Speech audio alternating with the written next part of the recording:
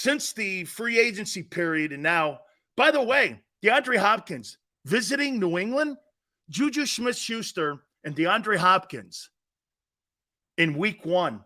That's going to be interesting. That's going to be interesting. Okay? New England can rush the passer. They got some pass rushers. Their corners are good. They're always good. Their defense is going to be completely complex. Hey, let me say this to you. If D-Hop this week, you think about it, and DeAndre Hopkins, I heard somebody saying earlier today that DeAndre Hopkins and Bill O'Brien have a bad relationship. No. The McNair family wanted to deal Hopkins. It wasn't O'Brien. If you go back and you listen to what Deshaun Watson said, he wasn't talking about O'Brien because O'Brien had taken on the general manager's role, something he didn't want to take on. Cost him his gig in Houston.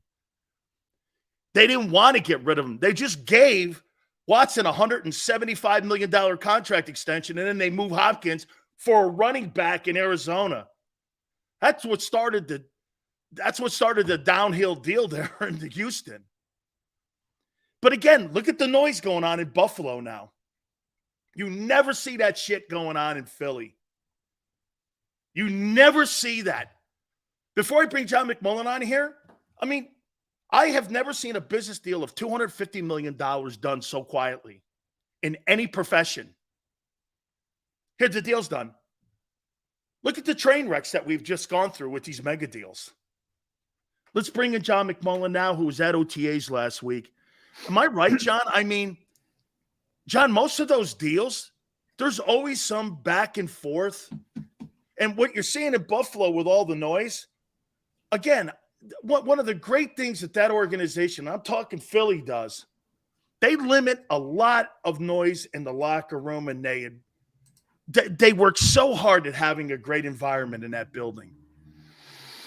Yeah, I would agree with that. You always have issues, and I think a lot of it has to do with the player. To be honest, the player is very cognizant of things like that, and that's going to help him win, to keep everybody on the same page in the long run. So there's a lot of players. We see Stephon Diggs. What happened in Minnesota? What happened in Buffalo? There's this kind of stuff Jalen Hurts is Jalen Hurts. We talk about it all the time. He's the most mature 24-year-old I've ever met. And, he understands the big picture. Not every player understands the big picture. And by the way, I don't blame him. It's a very short window to make a lot of money. So I can't really fault the guys who go the acrimonious route. But I think a lot of it has to do with Jalen Hurts more than the Eagles, to be honest. He just wants, he's going to make more money than he could ever need in his life. So what are you going to sit there? You're going to argue over $255 million versus $260? All right. The big picture says that's not a big deal. That's how he kind of looks at it. And the Eagles were fair. They're part of it as well. They were very fair. It's not like they're coming in at $200 million. So you didn't have this huge gap. So both sides deserve some credit, but I think it's more the player than anything else. John, tell me what you think Matt Patricia's role is going to be in with this coaching staff, because if you look at it, he's not really even listed. Unless they've changed it over the last couple of weeks here on the coaching staff. He's like an assistant to the head coach, and it's so vague. But what do you think his role is going to be when it comes to this coach and to this team this year? Yeah, I've been trying to ask Nick Sirianni that, and I will at some point. Obviously, we have this lull now. So, he's a senior defensive assistant is the title. Marcus Brady's the senior offensive assistant. So, basically, they created two new roles on each side of the football. And long story short, no idea what his role is going to be. Now, John, do you think that's by design? Part of it. Nick is very secretive. He doesn't like to give a lot away. It's a strange hiring. Are you a fan of it? I mean, I wait and see. Darius Slay, was not a fan, to put it mildly. He's a team leader. They also kept him away from us this spring. And I see somebody out in Detroit. He was at Calvin Johnson's celebrity golf tournament. And somebody called him out there. And he handled things professionally. He said, hey, we're just trying to win games. Why the Eagles kept him away from us. He's usually one of the players that talks to us the most. I can only assume it was because of Matt Patricia. I don't know why you bring in somebody with that history with one of your top tier players for a role that's not very nebulous. Doesn't make a lot of sense to me, to be honest. Now, by being secretive, you also allow people to speculate. Do they have confidence in Sean Desai? Is all that, or is this a safety net? Is this an insurance policy? Maybe if Nick Sirianni was more concrete, that stuff would go away, but it's not going to go away till he gets more concrete with it. How about this too, John? I mean, as a head coach, I get it. When you're a head coach and you have to deal with players, especially player contracts and such, versus being a coordinator, and him as a coordinator for 17 years in New England, I mean, he was part of something that will go down in history. I mean, let's be candid here. I know people will go, it's the majority of Belichick, but your assistant coaches are so crucial to winning. You're playing the AFC East this year, and you struggled the last 2 years with Mahomes. This guy's beaten Mahomes, been part of a coaching staff that's beaten Mahomes. I mean, why would you have a self-inflicted wound, like you said, John, if you're bringing somebody in there? The Eagles aren't known for trying to bring self-inflicted wounds into their organization. No, I mean, hey, they did look at all the nonsense. They have to think there's a value, right, John? Yeah, I mean, they have a history of bringing people in. They usually do it in a consultancy role, whether it's somebody in the front office, John Dorsey back in the day, Dave Caldwell before he got, now he's a concrete part of the front office.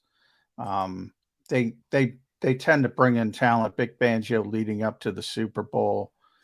Marcus Brady after he got fired. Now he's part of the coaching staff, as we mentioned. So,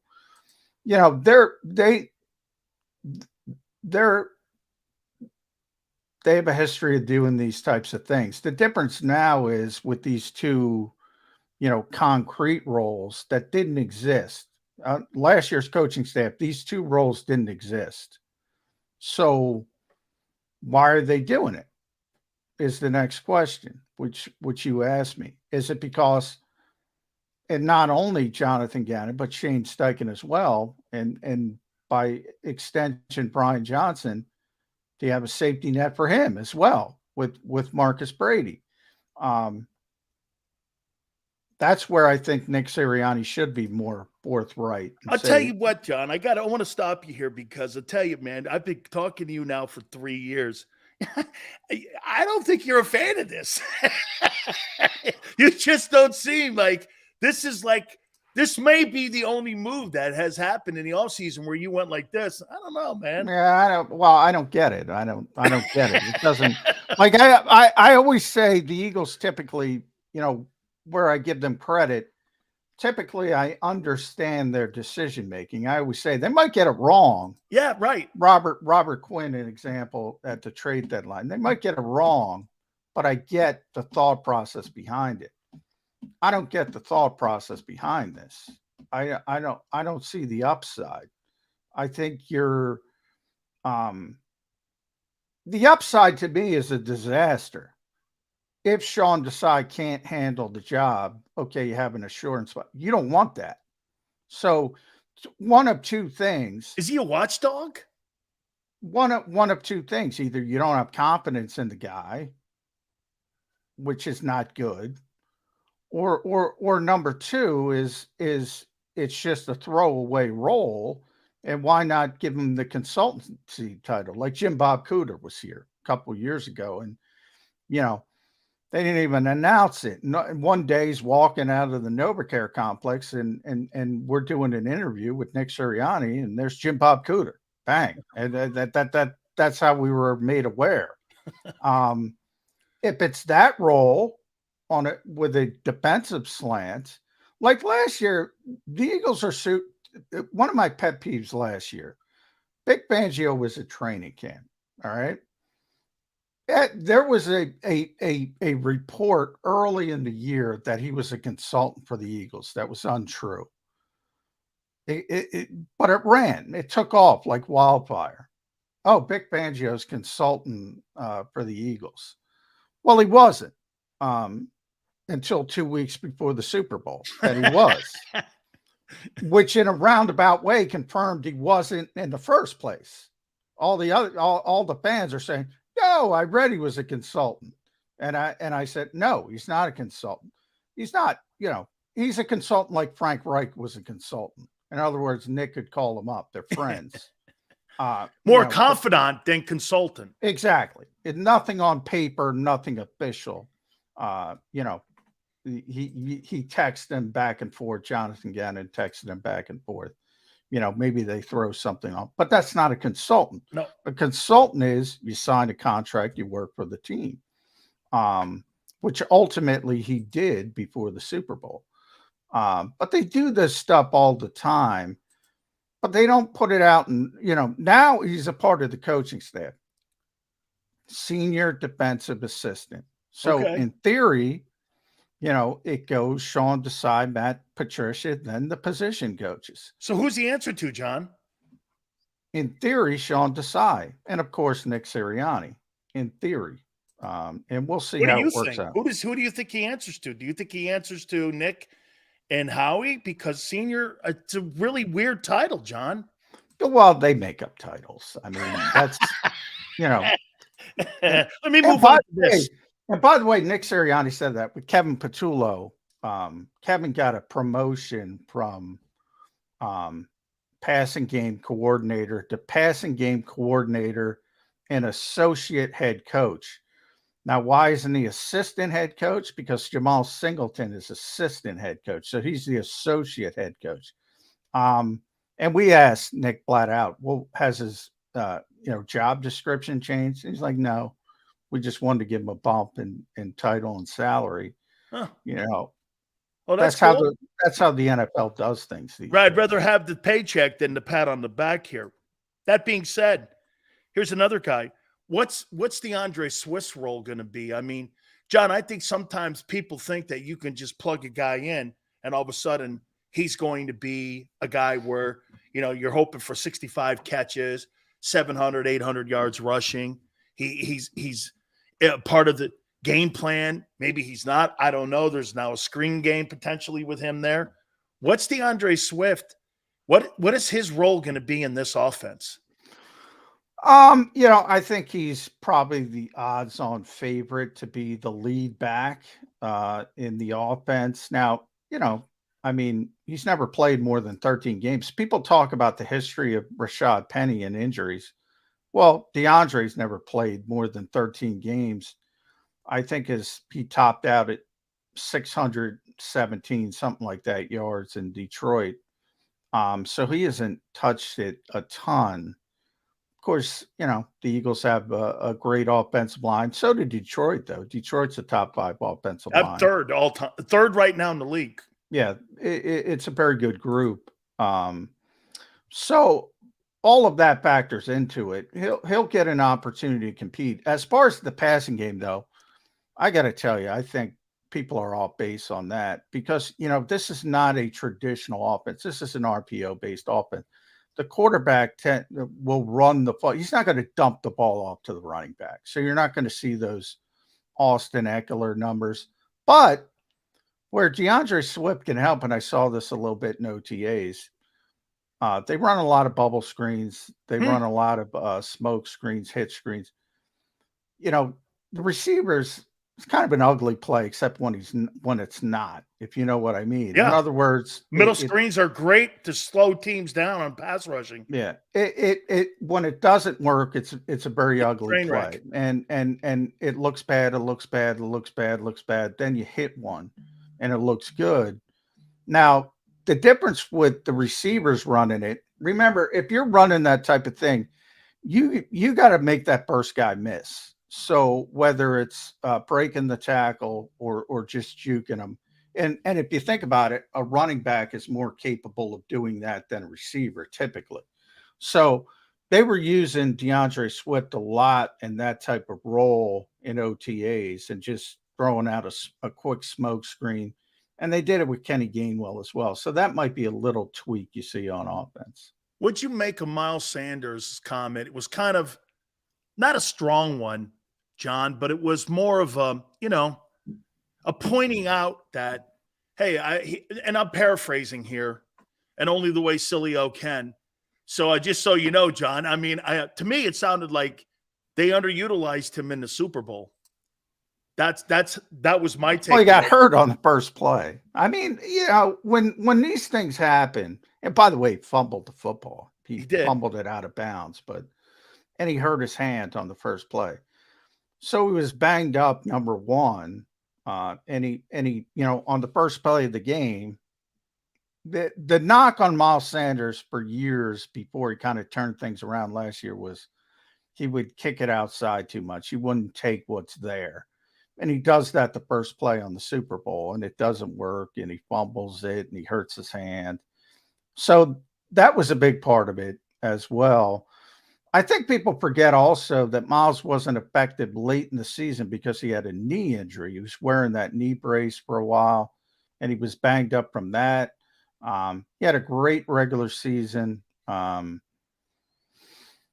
they were never going to pay him. And it's sort of that thing when you get a divorce and, there's a little acrimony, there's a little angst, whatever you want to call it. And I call it pouting. He wanted to be here, and he said it all year, and he would say, "Howie, please sign me." And the Eagles are the Eagles at running back. Every day people ask, "Are they going to draft Bijan Robinson?" I said, "No, 100 times no. It's not going to happen. They don't value the position." You see where they are, what they're paying, the whole group: Swift, Penny, Scott, Gainwell. About 7. That's what they do. And by the way, they'll be very good. It'll be I can't tell you who the lead back's going to be, but I mean, John, they got 4 guys back there. Instead of paying Miles 7, they got 4 guys at 7. Exactly. And that's a smart decision. We're talking about, I understand the Eagles' decision making typically, not with Matt Patricia and Marcus Brady, but typically. That's a perfect example. Well, that's exactly what they did. And behind that offensive line with that quarterback, opening up space, putting fear on the backside of the defense, they're going to have a very effective running game. Couple last questions for you, John. Okay, that being said, that leads me into this.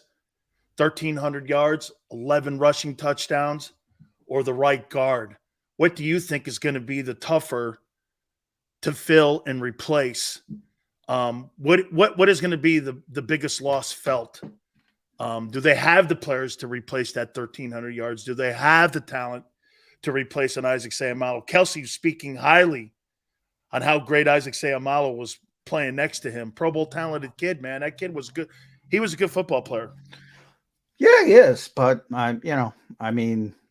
can't have everything, right? You still have four all-pro level players, and I'm not saying it's Bowl. Unheard of, John. Yeah. What they already have in the building, and Landon, who's on his way, it's unprecedented. Yeah, so I think they're going to be fine on the offensive line, and I think they're going to be fine at running back. All the questions are on defense, all of them. Nakobe Dean and Nicholas Morrow at linebacker.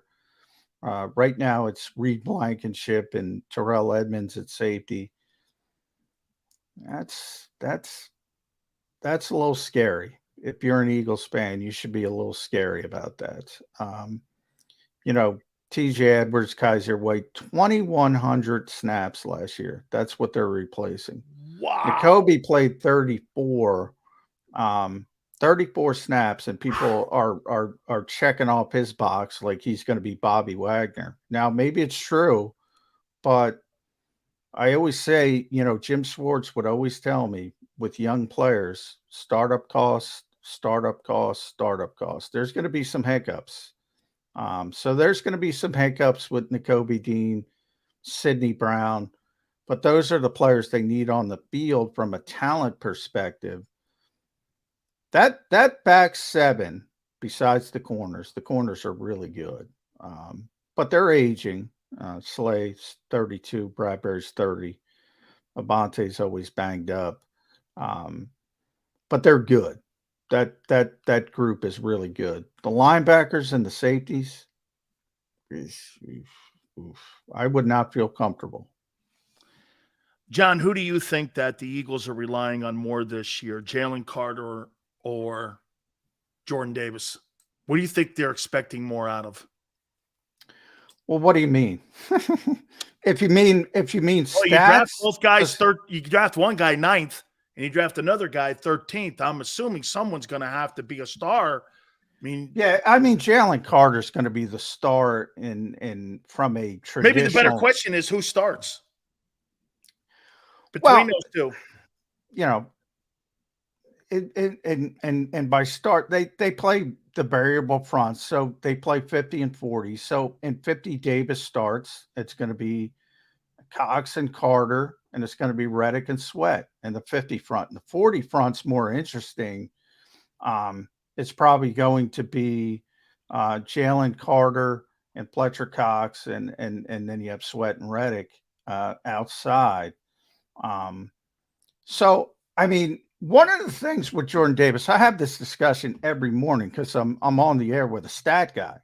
I said, Jordan Davis is not here to get stats. So if you're a stat guy, you're going to be disappointed with Jordan Davis. Jordan Davis is here to make things easier for Nakobe Dean and Nicholas Morrow. Jordan Davis is here to be Linval Joseph. That's what he's here to be. He's here to be tying up blockers, not only for the linebackers, but so Josh Sweat and Hassan Reddick can crash from the edge. That's his job.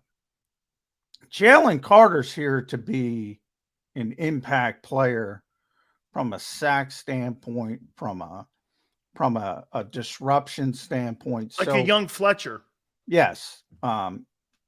Jeffrey Simmons type player. I never want to say Aaron Donald, and he's much bigger, but that's what he's here. That's his role. Jordan Davis's role, think Haloti Ngata. That's Jordan Davis's role in his prime, not when he was here in Philadelphia.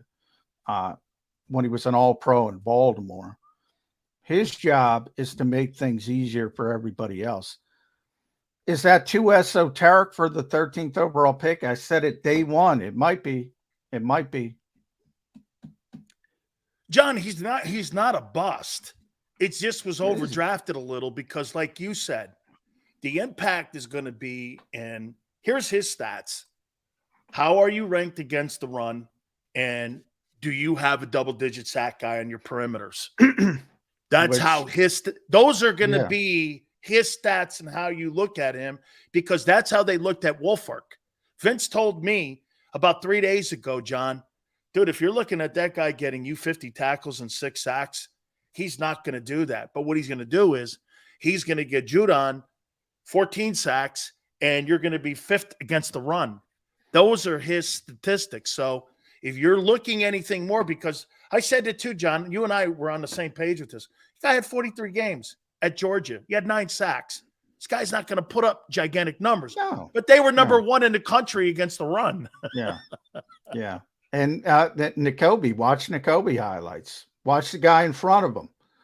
That's because Jordan Davis was in front of him, clearing the path. So, yeah, I mean, he's Pat Williams. Remember Pat Yep. Williams? You bring Yep. up Vince Wilfork. I brought up Haloti Ngata. That's his role. Sam Gilbert, Adams, guys Sam like Adams, that. Gilbert Brown, yeah. the Gravedigger back in the day. Yep.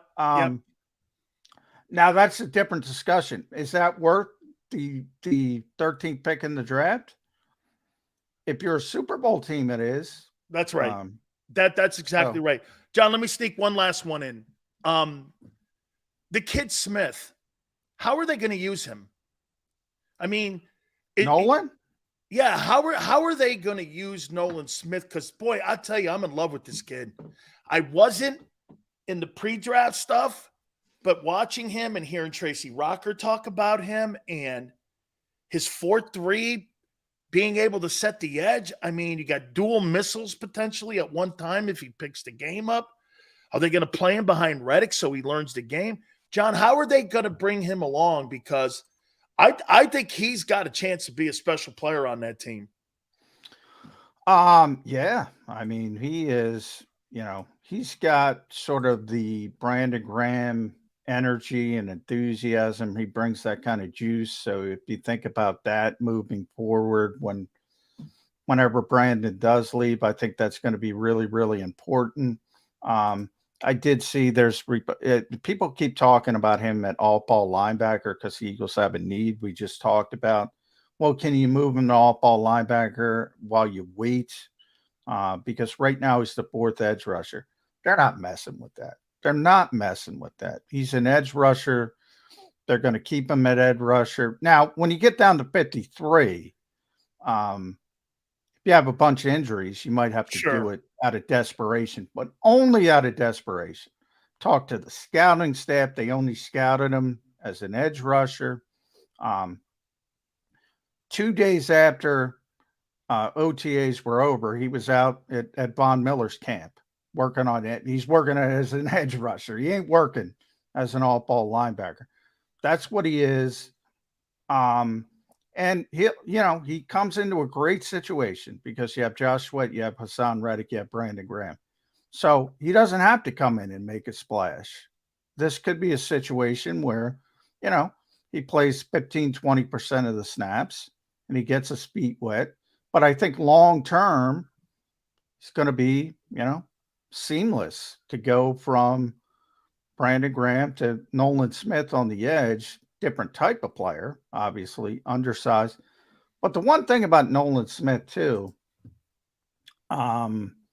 he was really good against the run in college. Like, people assume because he's undersized, he's really struggles in run support. Not the case in college. Now, maybe, it's much more difficult in the NFL when you got those tackles that know what they're doing and they got that size advantage. You can imagine trying to go Nolan Smith going against Jordan Mailata, that might be an issue.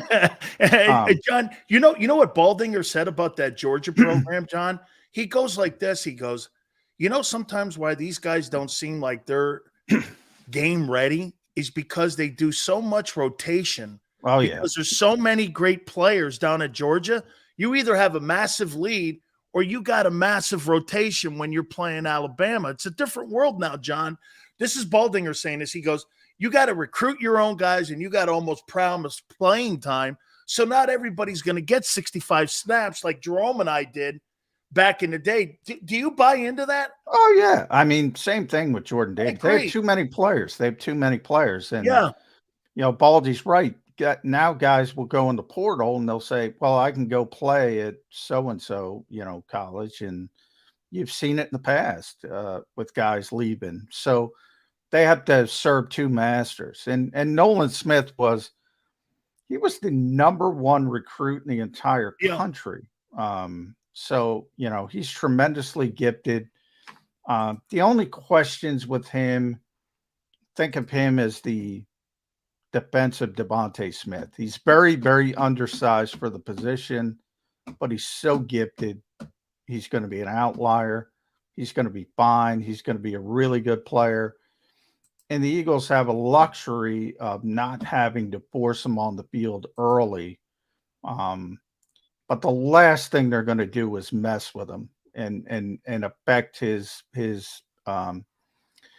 his technique and his fundamentals by putting him out of a position he doesn't really, doesn't understand. That's the worst thing they could possibly do. They're not going to do it. Absolutely, John. I'll tell you what, I said something at the beginning of the year in January that there's no way that they're going to be able to save the roster and not have all these exits really affect the team. I was completely wrong.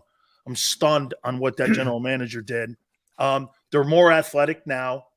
They're younger in some positions now. They're not as experienced and they're not as deep. But for what they were facing in the offseason, top 5 tacklers gone, all the free agents, I'm floored on what he was able to do with the roster. I mean, seriously, I've never seen a guy rub a magic lamp like that and keep as many. And then, to me, I think this guy, Jalen Carter, if he does pan out, and I think he is, I think he's an extra Jerome Brown. I think he's an upgrade on Javon. I think he's an upgrade on Hardgrave. Oh, so do I. I've been saying that, maybe not right away. Right. But not right away, but I think he's an upgrade. Oh, way more talented. Way more talented. I mean, this is, and we know the reasons. There's only one reason that the Eagles have Jalen Carter, and it has nothing to do with his ability. It has to do with people being too scared. And, Chicago, first and foremost, they had the number 1 overall pick, right? And, yep. And I understand why they traded out of it, but, they're probably sitting there saying, well, at least we don't have to worry about taking Carter. And he's there again for him. And they can't take him. That shows you, John, how afraid of the non-culture that they have in the building compared to what the Eagles have in their building, where they went, tell you what, we're going to do our due diligence on this kid. There are so many positives. The coach who recruited him, coached him in college, is in the building. All the players he played around are in the building. They interviewed the D coordinator for the DC job, John, in Philadelphia. So you can't tell me they weren't asking questions when they brought that D coordinator in. That may not just been about just doing this, John. Hey, how'd you like the DC job? Wait a minute. What about that kid Carter, 88? Wow. Well, and this is one of the things. Look, I've been calling Howie Roseman a top 5 GM for years now, for years. And I used to get killed for it, Dan. Killed. Now that everybody's like, Howie does no wrong, I feel the need to pump the brakes. Hey, John, 17 of the 22 starters. If you think about it, 17 of the 22 starters that are on the Eagles right now were drafted. I mean, that's pretty impressive. Look, he's still a top 5 GM, but there are holes on this team. Peter thinks there are no weaknesses. That's bullshit. There are weaknesses on this team. This is a very, very difficult schedule. I mentioned linebacker. I mentioned safety, third receiver, running back. You're kind of, people are counting on, think about people are counting on DeAndre Swift, right? 617 yards. He's been in the league. That's a ceiling to this point. People are counting on it. People act like Nakobe Dean is a given. 34 snaps as a rookie. Look at the Georgia rookie. We just talked about Georgia. Look at the Georgia rookies last year. 5 first-round picks. Trayvon Walker, good player. Startup cost. Didn't look like the number 1 overall pick. Very good player, though. Devontae Wyatt. You're floating on shock jock, John. No. Quay you're Walker. Right. You're right about Georgia. I've been saying this about the Georgia guys going. Hey, everybody forget about these guys in 12 months? No. I mean, Kirby Smart in his 7 years. Look at 7 years. Roquan Smith. Well, Roquan's a good player. That's what I'm saying. It's 7 years. Roquan Smith. That's a superstar NFL guy. Roquan Smith, and then who? Well, and here's the thing about Roquan Smith, and I've had this argument with Jody. If Nakobe Dean turns into Roquan Smith, That is a home run, right? We Grand can all slam. agree on that. You say grand slam. All right. Roquan, the Bears said, nah, we don't want him. We don't want him. That position. So you think he's overrated? Yeah, he's overrated. Huh. Very good player. Overrated, John, or overpaid? Overpaid, overrated. That's part of it, right? Okay. So you don't think he's Fred Warner? No. Bobby Wagner, Fred Warner are the two guys. Bobby's obviously aging out. He's not. He's still second team All Pro last year. Fred Warner's the best linebacker in football. How many linebackers are like that? The Eagles had TJ. What are the odds that Nakobe Dean has the season next year that TJ Edwards had last year? Very, very, very slim. Exactly. That's all I'm saying. All these assumptions are all positive. Now, you used to play, Dan. You might have 10, 15 questions as a football team. I guarantee you one thing. They're not all going to end up in a positive fashion. Some of them go in a negative direction. It's common sense. I would even make this point to you, John, that expanding on your TJ Edwards comment. I mean, people think it's just going to be easy just to replace Kaiser White. Kaiser White wasn't a superstar. He did get a raise, but I mean, that guy was a 100 tackle guy too. I mean, this guy here put a pretty good year in, man. Yeah. I mean, well, here's what you said, John. The Eagles would be very happy with a pretty good year out of that position. On a scale to Eric Wilson to Kaiser White, where is Nicholas Morrow? It could be Eric Wilson. See, I think the kid Morrow, I think he's a dude because, I mean, think about it. The Bears upgraded at linebacker with our guy, and we grabbed their downgrade. I mean, well, they didn't pay him. Also, they didn't pay him anything, right? Contracts don't tell you everything, but they tell you a lot. And they didn't give him one penny of guaranteed money, not one penny. They gave Rashad these other guys. Rashad Penny got $600,000. Greedy Williams got $600,000. They can cut these guys at the end of camp. Every single one of them. Those 1 year, $2 million guys, they can move on immediately if they have a bad summer. So everybody penciling in those guys. I mean, look at the contracts. Absolutely. John, I can't thank you enough for spending as much time. I tell you what, John, I mean, there's more question marks clearly going into training camp in the last week of July, but I'll tell you something, man. I cannot wait to see this offense. I think it's the best offense talent-wise in the National Football League. The offense is good. The offense is John, good. is there a better talented offense in the NFL? Grouping-wise, watch this, John. The best tackle groupings with Mulata and Lane, the best center, the best group. Look at the pass catching. Goddard, Devontae, AJ, the quarterback. I mean, grouping-wise, they're the best team grouping-wise. The corners are not the top three guys, but the corners are top three guys as a group. Yeah. So, I mean, it's remarkable on how they got multiple positions and really groupings on that team. It's really crazy great.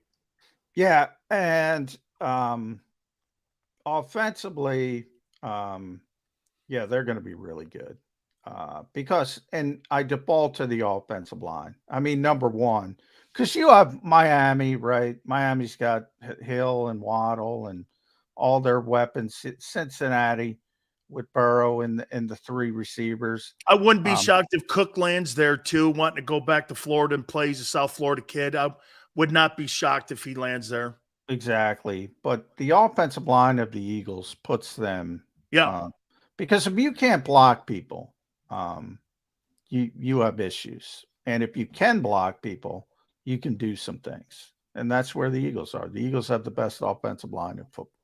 And even without Isaac Seumalo. But it's been that way for over a decade. John, thank you so much, my friend.